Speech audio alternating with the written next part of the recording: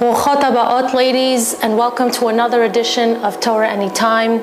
And thank you for coming out here for another lesson on the series of Shalom Bayit. I'm so happy that you're here and that you're able to continue with us. It's so important, the subject that we're tackling.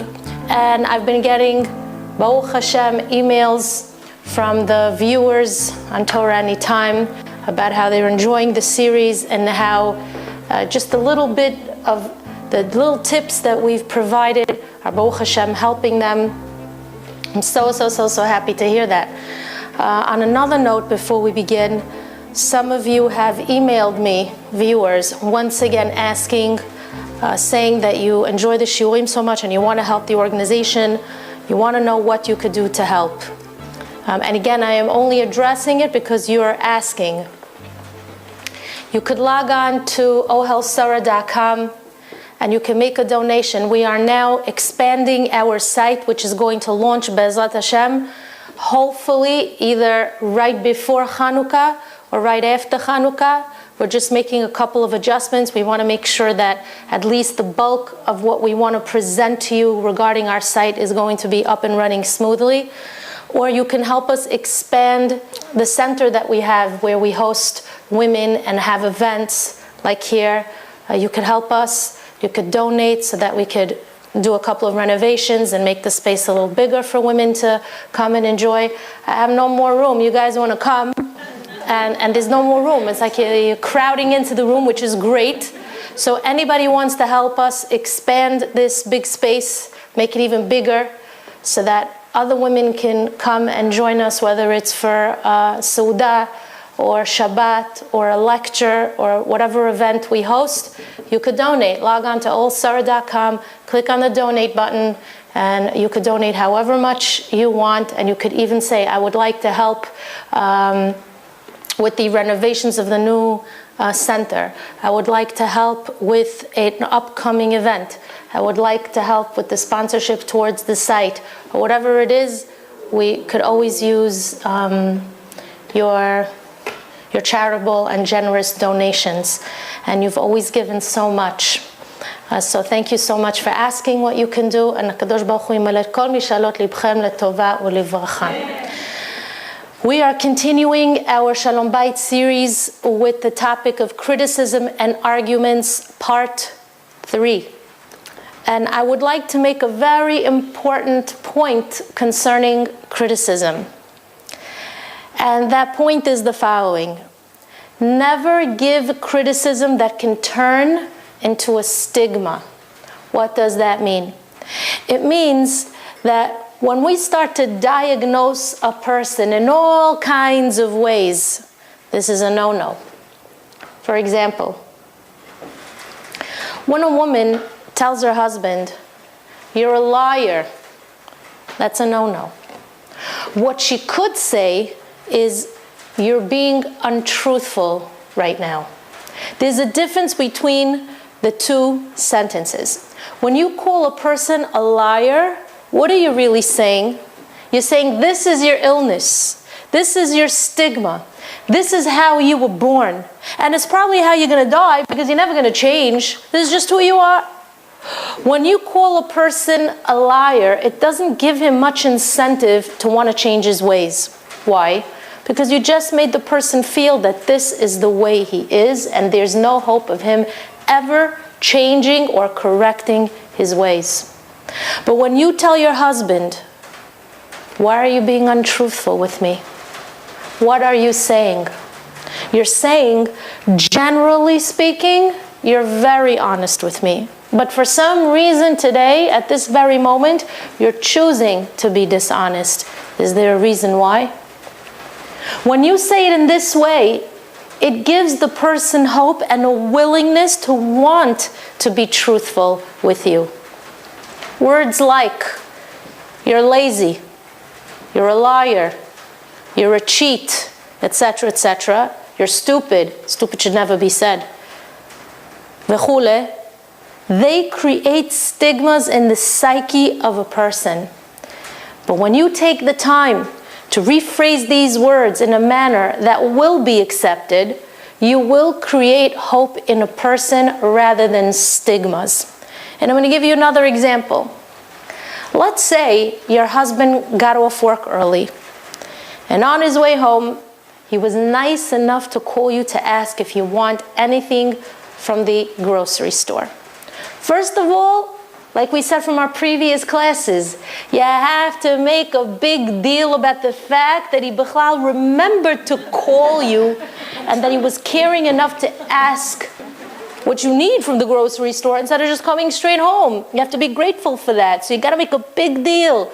If you're going to make a big deal about a nail that he hammers into the wall, al-achat kama v'kama, if he calls you to ask if you need anything from the store. But anyhow, you give him a list of things that he needs. And then he proceeds to go to the grocery store. But on the way there, he also remembered that his mother doesn't live too far from the grocery store. He couldn't help himself, and he decided to visit his mother, who of course served him a bowl of soup, some chicken, and rice. After that, he made his way to the grocery store. Now the husbands out there should know, whenever you make a stop to your mother, somehow your wife feels it 4 miles down the road. We don't know how a woman knows, we don't know how a woman senses, but somehow she senses that you're in your mother's house. Anyhow, you come home a half hour later, and your wife asks, Shimon, what happened? You were supposed to be here an hour ago. Where were you? And you answer, what do you mean, where was I? I left work at 1. I had to stop to make it to the bank. And then I went to the grocery store, and then I came home. You left out the fact that you went to your mother and that you ate a very hearty lunch. Why did you leave that part out? Because you know how your wife is going to react if you tell her where you were. So rather than wake up the dead from their sleep, you chose to leave that part out. But your wife is not stupid. So she asks again, Shimon, could you please repeat what you said, because there was a little too much noise here in the house and I couldn't hear you clearly. Can you say it again? Where were you? And you repeat the words again. You say, work, bank, grocery store, home. At this point, your wife decides she wants to become a full-fledged FBI agent. She takes out a little pad with a pen and she says, okay, please repeat it again. I want you to say it again. Try not to leave anything out. I want to connect the dots. I want details. Guess what? This goes on for hours, where she's chasing you down, wondering where you've been because you refuse to be forthcoming. Okay, your wife lets it go, and the next day, while you're at work, she receives a phone call from your mother. Hello, Miriam. How are you? Can you please tell Shimon to pick up his sweater that he left here yesterday when he came over for lunch? Oh no, you're busted. What do you think your wife is doing all day long until you come home? She's already planning out the ways in which she's going to attack you when you come through that door. Now you come home completely forgetting what took place the other day. You walk into the house and you say, good evening, Miriam. And she says, actually, it's a very bad evening, Shimon. And she proceeds to interrogate you again with all the questions of the night before. And you, instead of just telling her the truth, you once again proceed to give her your itemized list without that stopover that you made to your mother's house. So she says, and where exactly did you leave your sweater? At this point, you surrender and you say, okay, guilty as charged. I went to my mother, okay? I went to her. I love her food. That's that. What do you think your wife's reaction is going to be? You love your mother? You love her food? So go live with your mother. Go enjoy her food. You liar. You dishonest man that you are. You cheat.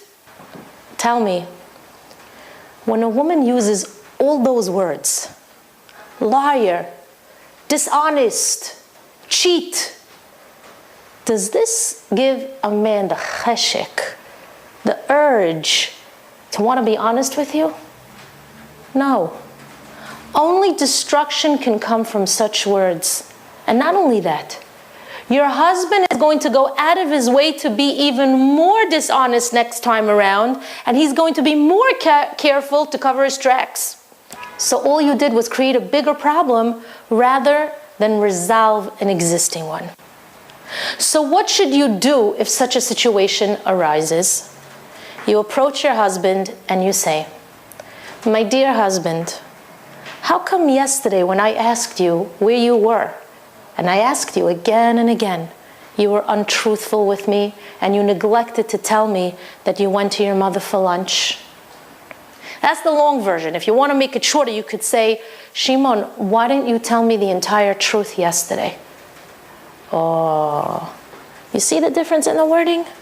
The way that I'm advising you to ask, your husband doesn't even hear the word lie or liar. He hears the word truth. That's what you call positive brainwashing. You're encouraging your husband to always be truthful with you. He doesn't hear the word liar, and not hearing the word doesn't create hurt. That's the idea of a criticism that could lead to unwanted stigmas. Liar, cheat, dishonest.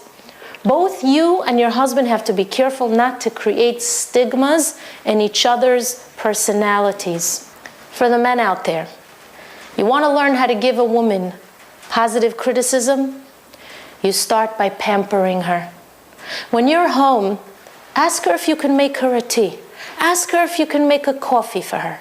Then see what you could do to help out with the rest of the chores around the house. See, do you need any help? What could I help you with? You want me to help you cook? You need me to help you clean? And then when you're finished pretty much pampering her, and when you're both sitting down together drinking a hot cup of coffee, hot chocolate or tea, you say to her, "Miriam, today I had an epiphany. I was driving home from work and a flash of lightning hit me so hard that I said to myself, I have to tell my wife what went through my mind." You know what you just did?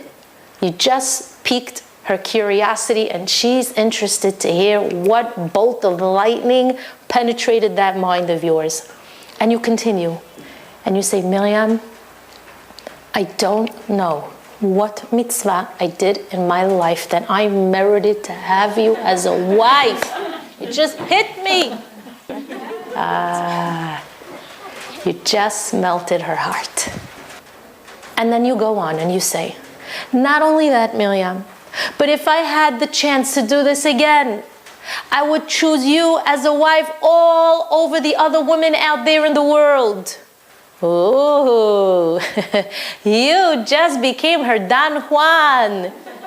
Anything you're going to tell her now will not only be heard, it's going to be appreciated. She's so happy. Her heart is leaping with joy. And then, in the gentlest and most loving way, you say, "My dear wife, there's something I want to discuss with you that might not be so pleasant, but because you're so special to me and I hold so highly of you, I feel that I have to tell you this." And at this point she says to you, "Of course you have to tell me. I love it when you share things with me." And then you say, "My dear wife, when you're upset with me and you raise your voice at me, it makes me feel very badly. And as much as I don't want to, I shut down. So if it's possible, the next time you're upset, please just try to talk to me in a gentler fashion, because I would really appreciate it." And she says, "I hear you, and I'm so sorry. Is that all?" Now, even if you have a whole list of complaints, you say, that's all. Not only will your wife not come to resent you if you speak with her in this way, she'll love you even more. She'll respect you, because even though you pointed out one of her flaws, you cushioned it with so many other compliments. And the reason you do this is because when you're offering criticism, it has to come from a place of mutual respect. If you don't respect your partner, you can't expect him to be attentive to your words. And I'm going to give you an example from the Torah HaKadosha. Chachamim tell us that one day, Rabbi Yehuda HaChassid alav Shalom was walking down the street with his students when suddenly they came upon, pardon the terminology, I have to say it for the class, but they came upon the corpse of a dog. Now, obviously, the sight of a dead dog isn't the most pleasant. The odor isn't the most pleasant.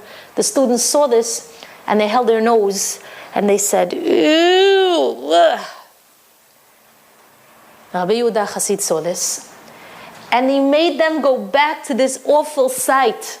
And he said to them, my dear students, Ra'item kama levanot shineha? Did you notice how white the dog's teeth were? This was the lesson to his students. What did Rabbi Yehuda Chassid teach his students and us? To see the deficiencies and the ugliness of a person is very easy. But before you notice all those deficits, you have to see the shinaim levanot. You have to be able to see the good in everything and everyone. Even this dead dog had white teeth that could be admired.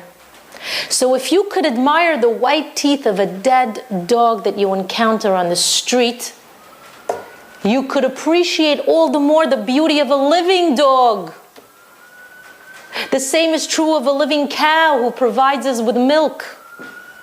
And all the more so of a human being who has so much more to offer. And even more so when it concerns your spouse.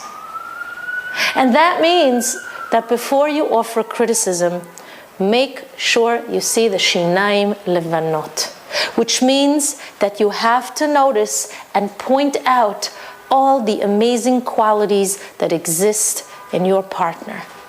You should try this at home as a mental exercise. Sit in a closed room and make a list of 10 things that your spouse is good at.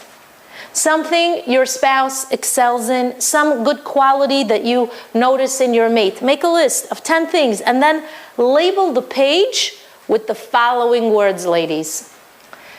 And gents, obviously. For the ladies, Shir Hama'alot LeShimon.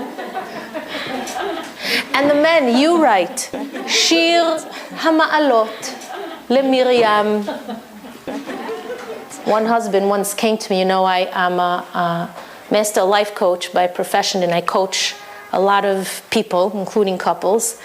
So once a husband came to me for a session, and he said, if I have to write about my wife, the page is going to remain blank. I have nothing to say about her, because in all honesty, he said to me in Hebrew, she's an isha.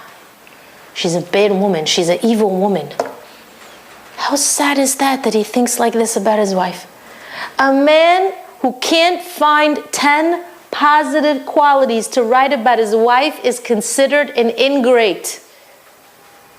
This guy sat there and he didn't want to write a word. And then he decided to put it on me. And he says, you tell me what to write, because I can't. You tell me. So I said, you know what? Okay, I'm going to tell you. Start writing. Number 1 on your list, you're going to write the following. Number 1, my wife agreed to marry me. He said to me, well, what does that mean? I said, listen, marrying you has got to be a ma'ala, no? So I said, yeah, nachon, bemet, true. He said, so write it down. Baruch Hashem, she married me. It's a ma'ala. I said, okay, number 2, right? She always cooks for me. I said, oh, she cooks for me. Yeah, it's true. Yeah, she does. I said, okay, number 3, she cleans the house. You know what? You're right. Whenever I come home, the house is always neat and clean. She does sponja. She even uses a toothbrush in the corners of the house. But she's very sterile. Okay, let's go on. Number 4, you're right. I have 3 kids. And each time she gave birth, she risked her life just to be able to provide me with kids. Suddenly, I see this guy melting away. And he says, you know what? I never thought of it that way. Be'emet, she risks her life every time she gives birth. And somehow, all on his own, he finished the rest of the list. You see, it's not so hard to find a positive trait or quality in your spouse.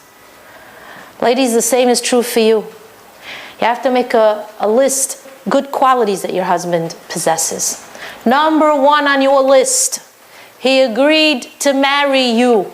Number 2 on your list is the following. I'm asking you, but you write this down. Wasn't there ever a time he bought you something from the grocery when he remembered to call you and ask? It does happen from time to time that he considers you.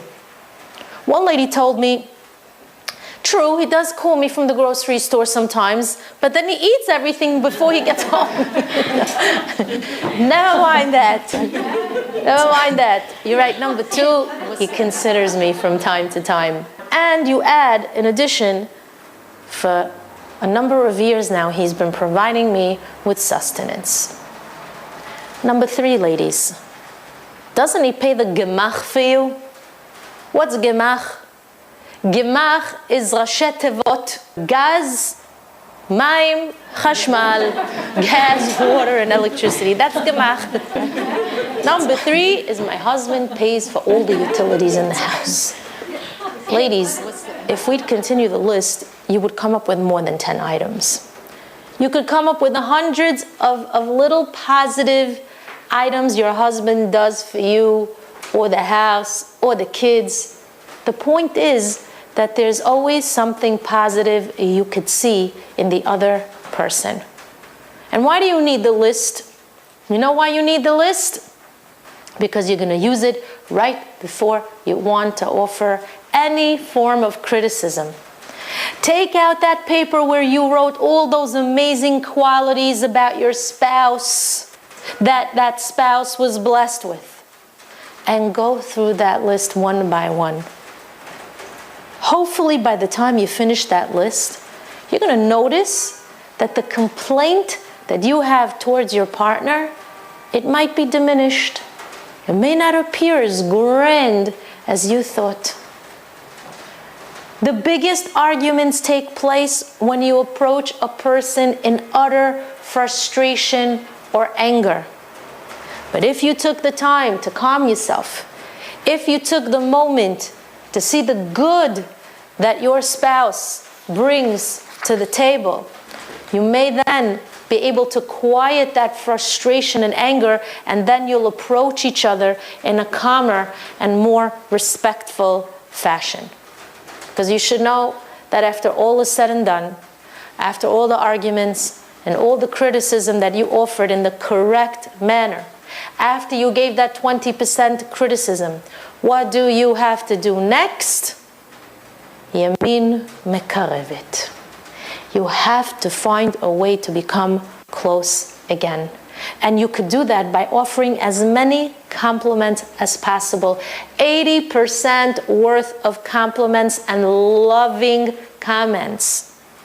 To the men out there, I say, before you go to sleep after a very challenging argument, you turn to your wife, Miriam, and you say, Miriam, I know that I may have said some things in a moment of stress and frustration, but you should know that I didn't really mean any of it. The truth is that in comparison to all those things that I said, there's so much love that I feel for you. So much love that all those things seem trivial and small compared to the great love that I have for you in my heart. And you should know, Miriam, that there's no one out there in the world like you. No one can ever take your place. So you should know that all that criticism that I shared, I hope that you'll accept in a positive way, because I do love you and I want us to grow together and always be close. Good night, Miriam, and sweet dreams. And then you both go to sleep. The next morning, when you get up for work, don't be surprised if there's a king-size breakfast waiting for you in the kitchen with a nice, cute note and a heart drawn on it. And while you walk to your car, don't be surprised that you can sense that your wife is looking out that window and telling you her last-minute parting words as she looks out the window smiling. My dear husband, she screams out the window to you, may there always be peace between us. Remember to eat your lunch that I prepared for you with so much love. Bye-bye, have an amazing day, and wait till you see what I have prepared for you for supper. Oh, ze yofi. To the men, I ask, you know what happened? When you treated her with dignity and respect, you left behind a smiling woman, a happy woman, a woman who feels her husband loves her. And to the ladies I say, when you respect your husband and you offer your criticism in a kind and loving way, do you know what happens? You send off a man to work or to the yeshiva with a happy heart, with confidence, with a feeling that his wife loves him and cares for his well-being. Remember these points, ladies and gentlemen, and you'll see that your marriage will look different once you begin to apply some of the lessons that we've covered in the last few sessions. I'm going to end with criticism and arguments, and we're going to meet next time when we cover the subject called walls of defenses. Many women write in saying that, unfortunately, in this day and age, in our generation, some men, unfortunately, have been mushpa'im. They've been influenced either by the world of technology, which means they're either obsessed with their cell phones or they've logged on to chat rooms that they shouldn't have. They're using their phones in a way that is creating a distance between the couple, and lo alenu, sometimes it leads to divorce because of the things that they find out there in the world. That's one part. And also the world of secularity, where men unfortunately have veered off the path of righteousness and of Torah and are finding their way in a world that is really not good for them, unhealthy for them spiritually and even physically. Or perhaps they veered off into the world of drugs, lo alenu. So many women are asking me, what should we do if we encounter this kind of shalom bayit issue? And vice versa. The men can also experience something like that. If a woman is too obsessed with her phone, or contacting other men online, or flirting with men outside the home, which is a big no-no. We discussed that in the Shalom Bayit series in the beginning, that there's no one out there in the world for you other than your husband, and no one out there in the world for him other than you. Or women that are slowly going over the derech and leaving their husbands to tend to the kids and to tend to Shabbat while they're gallivanting on Shabbat. So all these issues, or at least the way you deal with the issues, will be addressed Be'ezrat Hashem in the following lecture called Walls of Defenses. And then Be'ezrat Hashem, the next few classes are going to deal with the mystical side of Shalom Bayit, the mystical side of marriage, very deep inyanim. And then the last part of our series will cover the attributes, the characteristic of a woman, because you guys are so complicated. We are so complicated that I left us for last. I want to wish you all a week of bracha v'atzlacha, of shalom amiti, and we should, be'ezrat Hashem, together build tremendous homes of spirituality and kedusha. Amen. Ken. Yehi ratzon.